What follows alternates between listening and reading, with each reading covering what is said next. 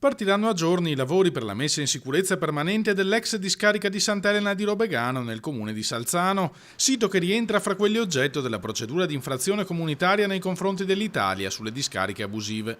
Consisterà nella conterminazione di quei rifiuti che sono stati nel tempo accumulati in quest'area, che originariamente era stata sottoposta a delle depressioni perché era una cava di argilla. Successivamente sono stati depositati questi rifiuti industriali e questi rifiuti appunto oggi verranno assolutamente conterminati con dei setti bentonitici laterali, il fondo di argilla e sopra un grande capping per proteggere e restituire al territorio quest'area.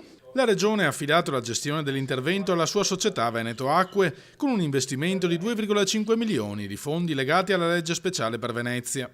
I lavori saranno avviati tra febbraio e marzo e si concluderanno entro l'anno.